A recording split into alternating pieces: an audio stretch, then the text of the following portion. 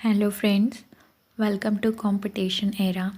आज की इस वीडियो में हम रेलवे के कुछ previous year questions plus important expected questions को डिस्कस करेंगे, तो आप वीडियो को लास्ट तक ज़रूर देखिएगा। क्वेश्चन नंबर फर्स्ट है, who is author of the book New India. New India पुस्तक के लेखक कौन है? ऑप्शन है Manik Bandopadhyay, Annie Besant, John Milton, Mahatma Gandhi. इसका करेक्ट आंसर है option number 2, Annie Besant. Annie Besant ने न्यू इंडिया नाम की बुक लिखी थी। एनी बेसेंट के बारे में अगर बात करें तो इंडियन नेशनल कांग्रेस की फर्स्ट फीमेल प्रेसिडेंट थी। इन 1898 any founded the central Hindu school and college in Varanasi, जिसे अभी BHU यानी बनारस हिंदू यूनिवर्सिटी के नाम से जाना जाता है। एनी बेसेंट ने 1898 में उसकी स्थापना की थी। इन 1907 she become the president of theosophical society. 1916 she establish the all India home rule league. 1916 में उन्होंने अखिल भारतीय होम रूल की स्थापना की थी। शुरुआत में अगर बात की जाए तो इंडियन होम रूल की स्थापना 2 लोगों ने की थी, एक एनी बेसेंट ने, एक बाल गंगाधर तिलक ने। बाद में ये दोनों जाके मर्ज हो गया था, बट शुरू में ये 2 लोगों ने स्थापना की थी। नेक्स्ट क्वेश्चन है, who is the author of book unhappy India. Unhappy book जो है उसकी रचयिता कौन है? ऑप्शन है विक्रम सेठ, लाला लाजपत राय, चेतन Bhagat, Dadabhai Naoroji. Correct answer option number 2, Lala Lajpat Rai ने अनहैप्पी इंडिया नामक किताब लिखी है। Lala Lajpat Rai also known as Punjab Kesari. Lala Lajpat Rai को पंजाब केसरी भी कहा जाता है। नेक्स्ट क्वेश्चन है, the plasma of the blood contains which among the following constituents. रक्त के प्लाज्मा में निम्नलिखित में से कौन सा घटक होता है? Protein, salt, hormones. ये तीनों घटक होते हैं ब्लड के प्लाज्मा में। तो आपका करेक्ट आंसर हुआ option number 4, all first, second and third are true.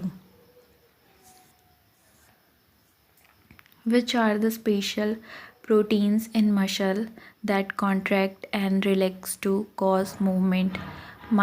मांसपेशियों में कौन से विशेष प्रोटीन होते हैं जो गति उत्पन्न करने के लिए सिकुड़ते और स्थिर होते हैं?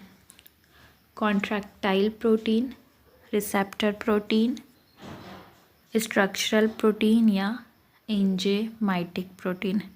करेक्ट आंसर है कॉन्ट्रैक्टाइल प्रोटीन। कॉन्ट्रैक्टाइल वो प्रोटीन होते हैं जो कि गति उत्पन्न करते हैं मसल्स को सिकुड़ने और स्थिर होने में।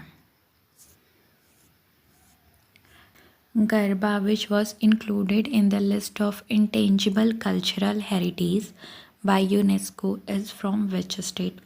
जो गरबा है जिसको कल्चरल हेरिटेज के लिस्ट में यूनेस्को के द्वारा सम्मिलित किया गया है, ये किस राज्य से बिलोंग करता है? ये बिलोंग करता है गुजरात राज्य से।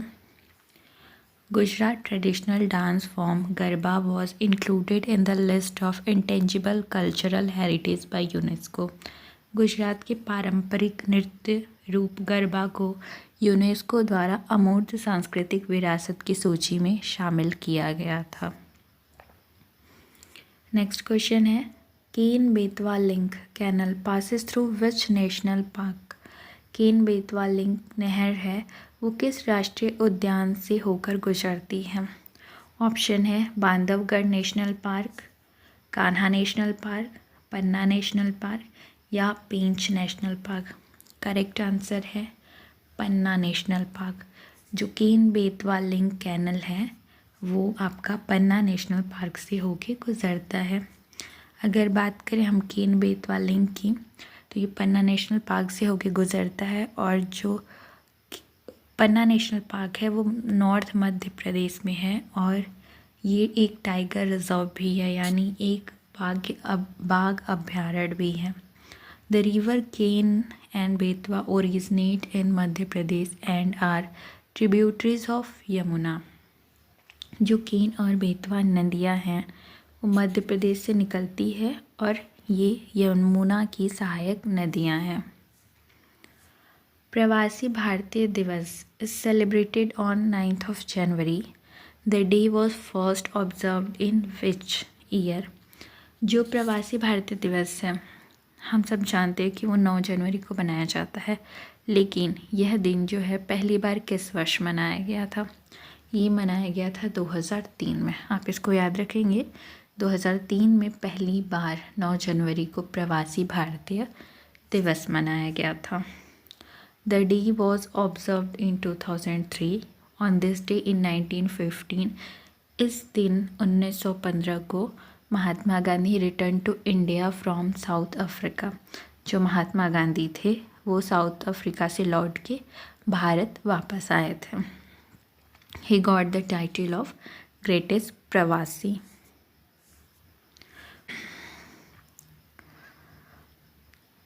उसके साथ ही हम कुछ और इम्पॉर्टेंट डेज़ देखेंगे, क्योंकि आप फ़िलहाल मेरे आरआरबी के एग्ज़ाम चल रहे हैं तो आप देखेंगे कि डेज से क्वेश्चन बहुत ज़्यादा आ रहे हैं, या किसी भी आप एग्ज़ाम की तैयारी कर रहे हो डेज से रिलेटेड क्वेश्चन आते ही आते हैं। 1 जनवरी को ग्लोबल फैमिली डे मनाया जाता है। बात करें वर्ल्ड ब्रेल डे की तो ये 4 जनवरी को मनाया जाता है। 6 जनवरी को world day of war orphans मनाया जाता है और 8 जनवरी को अफ्रीकन नेशनल कांग्रेस का फाउंडेशन डे मनाया जाता है। बात करें 10 जनवरी को तो इस दिन वर्ल्ड हिंदी डे मनाया जाता है। 11 जनवरी को लाल बहादुर शास्त्री की डेथ एनिवर्सरी होती है। उसके साथ ही 12 जनवरी को नेशनल यूथ डे मनाया जाता है। 25 जनवरी को नेशनल टूरिज़्म डे मनाया जाता है। 26 जनवरी को हमारे इंडिया का रिपब्लिक डे मनाया जाता है। 28 जनवरी को लाला लाजपत राय का बर्थ एनिवर्सरी है और वही साथ में 15 जनवरी को इंडियन आर्मी डे होता है। 23 जनवरी को नेता सुभाष चंद्र बोस की जयंती मनाई जाती है। ये चीज़ ऐसी चीज़ है कि आप 1-2 बार रिवाइज़ करेंगे तो ये चीज़ आपको याद हो जाएगी। तो आप वीडियो को बैक करके 1-2 बार देख लेंगे तो आपको याद हो जाएगी, क्योंकि इस टॉपिक से क्वेश्चन आने ही आने हैं। नेक्स्ट क्वेश्चन है, Sattriya is a traditional Hindu classical dance form of which state? Sattriya किस राज्य का पारंपरिक हिंदू शास्त्रीय नृत्य है? मणिपुर, असम, गोवा, उड़ीसा। करेक्ट आंसर है ऑप्शन नंबर 2 आसाम। जो सतरिया है वो आसाम का एक ट्रेडिशनल क्लासिकल डांस है, इसको आप याद रखेंगे। साथ ही में हम कुछ और डांस फॉर्म देखेंगे और उनके स्टेट भी देखेंगे साथ में। भरतनाट्यम जो है वो तमिलनाडु का है। बात करें कथक का तो ये उत्तर प्रदेश का है। आंध्र प्रदेश का डांस है कुचिपुड़ी। कथकली जो है वो केरला का है। सतरिया हमने पढ़ा असम का है और ये सबसे इजी है याद करना, मणिपुरी जो है वो मणिपुर का है। तो ये भी आप याद रखेंगे, क्योंकि अगर आपने प्रीवियस ईयर देखा हो, रेलवे का, एसएससी कहीं का भी देखा हो तो डांस फॉर्म से क्वेश्चन आते हैं। अभी आरआरबी एएलपी का, आरपीएफ एसआई का या एसएससी एमटीएस का पेपर हुआ है, उसमें डांस फॉर्म से हर दिन एक क्वेश्चन आते थे, हर दिन एक क्वेश्चन आते थे, ये फिक्स था। Poush Mela displays local artisan displaying folk dances, music, food and culture of. जो पौष मेला है वो कारीगरों का लोक नृत्य, संगीत, भोजन ये सब दिखाता है। ये किस राज्य से संबंधित है? ये संबंधित है वेस्ट बंगाल से। अगर हम बात करें पौष मेला का तो ये एक एनुअल फेयर है, यानी वार्षिक मेला है जो मनाया जाता है बीरभूम जिले के शांति निकेतन में। फसल के मौसम को चिन्हित करते हुए ये मनाया जाता है। अगर इसके हम फीचर की बात करें तो यहाँ लाइव परफॉर्मेंस होते हैं बंगाली फोक म्यूज़िक के, जैसे बाउल, कीर्तन, कोबिगन। ये ऐसे बंगाली लोक संगीत है जिसका लाइव प्रसारण किया जाता है पौष मेला में, तो इसकी ये विशेषता है। नेक्स्ट क्वेश्चन देखेंगे, which is the largest national park in India? Bharat का सबसे बड़ा राष्ट्रीय उद्यान कौन सा है?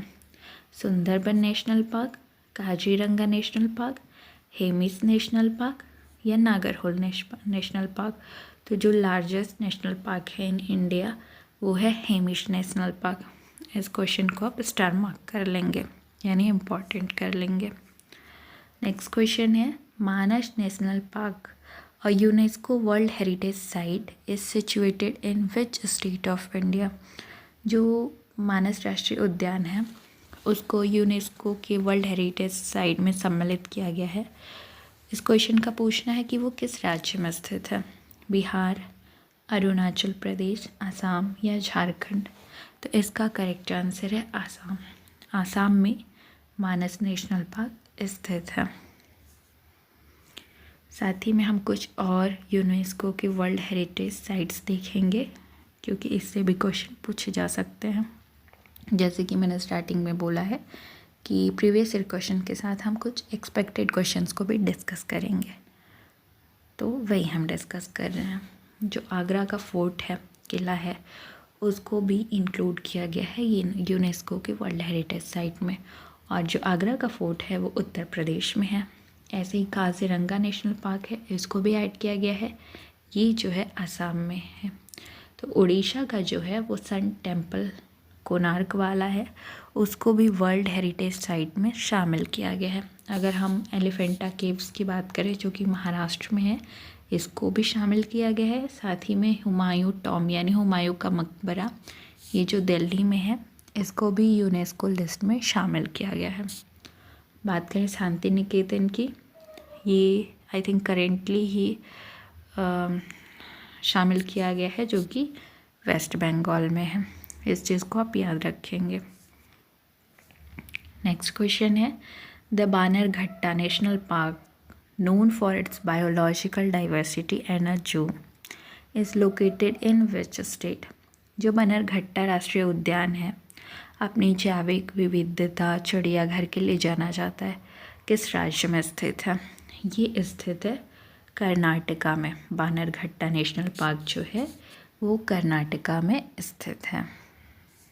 नेक्स्ट क्वेश्चन है, विच national park is located in the state of Orissa and is famous for its population of salt water crocodile?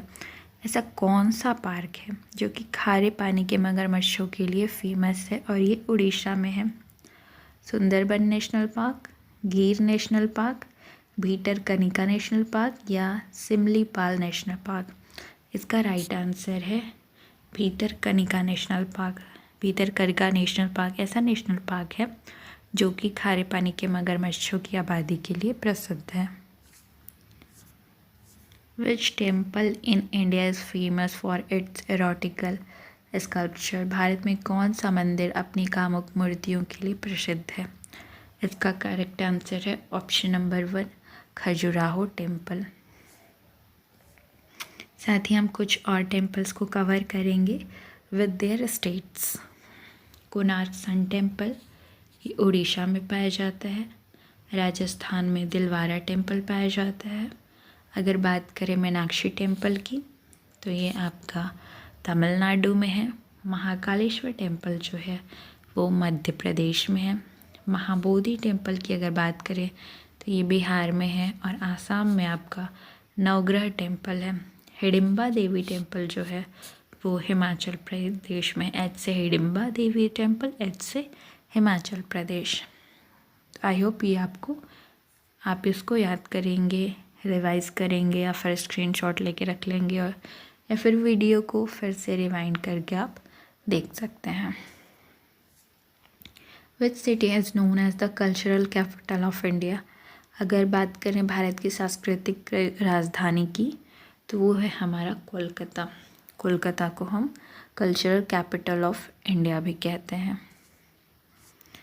Next question है, the book midnight children was written by? Midnight children नाम की जो पुस्तक है वो किसके द्वारा लिखी गई है? सलमान रश्दी, झुम्पा लाहिरी, अमिताभ घोष या रस्किन बॉन्ड? तो जो ये मिडनाइट चिल्ड्रन नाम की बुक है वो सलमान रश्दी ने लिखी है। From which Indian state did Warli art originate. Warli कला की बात करें तो ये किस राज्य से उत्पन्न हुआ है, तो ये जो है ये महाराष्ट्र का आर्ट है। अगर हम बात करें और कुछ फेमस थिंग्स की जो महाराष्ट्र में काफ़ी फेमस है, तो वो है अजंता और एलोरा के केव्स, यानी अजंता एलोरा की गुफाएं। ये काफ़ी फेमस थिंग है महाराष्ट्र में। उसके बाद गेटवे ऑफ इंडिया, ये भी महाराष्ट्र में है। तब टिडोबा अंधेरी टाइगर रिजर्व, ये भी महाराष्ट्र में है। भीम शंकर टेम्पल, ये भी है। और शिरडी का साई टेम्पल है, ये भी महाराष्ट्र का फेमस टेम्पल है। नेक्स्ट क्वेश्चन है द पेंटिंग ऑफ भारत माता वॉज ओरिजिनली डन बाय। जो भारत माता की पेंटिंग बनाई गई है वो किसके द्वारा मूल रूप से बनाई गई है। रविंद्रनाथ टैगोर, जामिनी रॉय, नंदलाल बोस या अवनींद्रनाथ टैगोर। ये बनाई गई है अवनींद्रनाथ टैगोर के द्वारा। जो भारत माता की पेंटिंग है वो इंडियन पेंटर अवनींद्रनाथ टैगोर ने बनाई थी 1905 में। मैं आपको बता दूं कि जब बंगाल में विभाजन का मामला चल रहा था उसी टाइम इन्होंने ये पेंटिंग बनाई थी। द वर्क डिपिक्ट्स भारत माता mother India in the style of Hindu goddess. यह कृति भारत माता को एक हिंदू देवी की शैली में चित्रित करता है। नेक्स्ट क्वेश्चन है which of the following is the largest delta in the world. निम्नलिखित में कौन सा विश्व का सबसे बड़ा डेल्टा है। Ganga Brahmaputra delta, Amazon delta, Indus river delta या दानूबे डेल्टा। तो ये है गंगा ब्रह्मपुत्र डेल्टा जो कि है वर्ल्ड का लार्जेस्ट डेल्टा। नेक्स्ट क्वेश्चन है who was the first women chief minister of an Indian state. अगर हम बात करें तो इंडिया में पहली कौन से मुख्यमंत्री बनी थी। पूरे इंडिया का पूछ रहा है कि कौन सबसे पहली महिला मुख्यमंत्री बनी थी, चाहे वो किसी भी स्टेट की हो। इंदिरा गांधी, सुचिता कृपलानी, सरोजनी नायडू या ममता बनर्जी। इसका राइट आंसर है ऑप्शन नंबर 2, सुचिता कृपलानी जो है वो फर्स्ट टाइम पूरे इंडिया में उत्तर प्रदेश की महिला मुख्यमंत्री बनी थी। ये आप क्वेश्चन ज़रूर याद रखिएगा।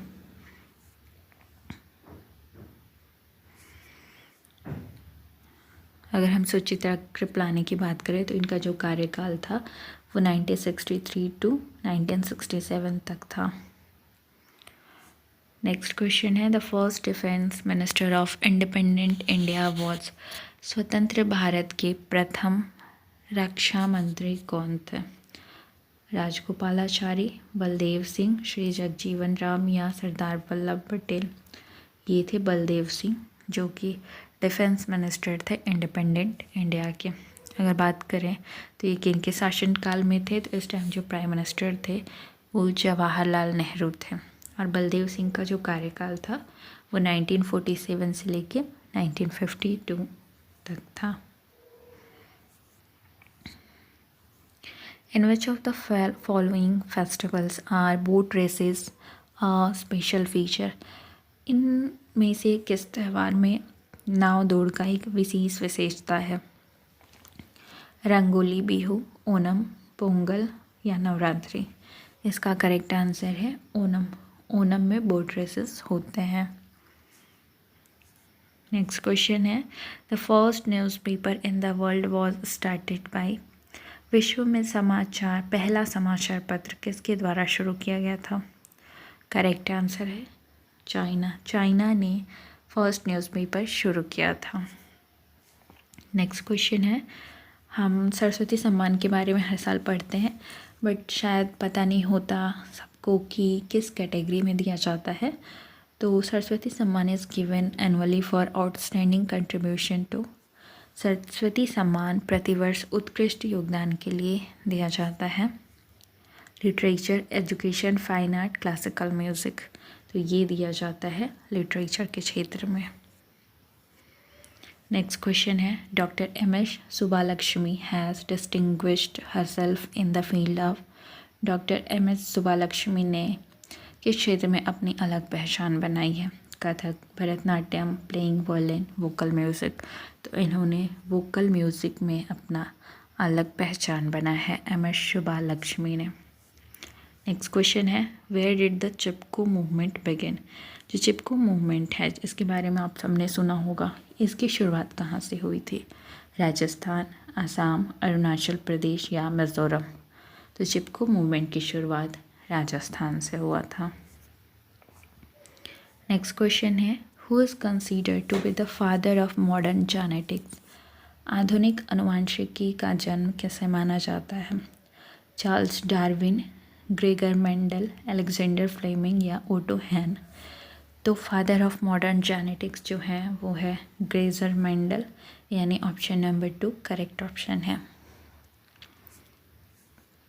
नेक्स्ट क्वेश्चन है, where is rail coach factory located. Rail coach factory जो है वो कहाँ स्थित है?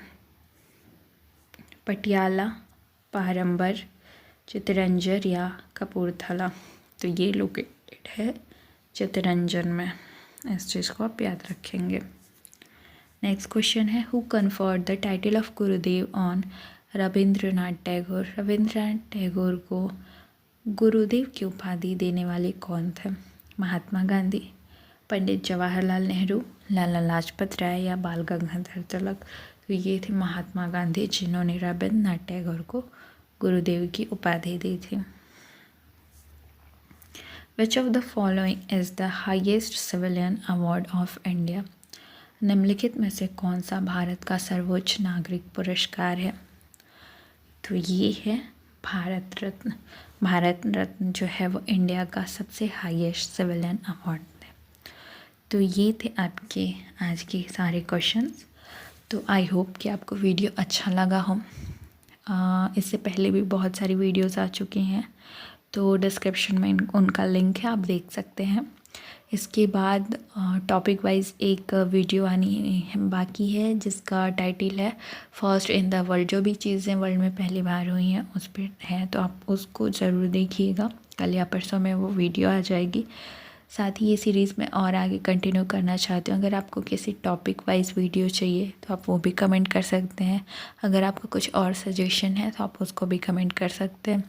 अगर ये वीडियो आपको अच्छी लगी हो तो आप लाइक ज़रूर करिएगा और सब्सक्राइब बटन प्रेस करके बीच बगल में जो बेल आइकन है वो प्रेस ज़रूर करिएगा। उससे क्या होगा ना, जैसे ही वीडियो आएगी तो आपको तुरंत नोटिफिकेशन मिल जाएगा। और अगर आपका कुछ फीडबैक है तो आप उसको कमेंट में लिखना मत भूलिएगा। Thank you so much.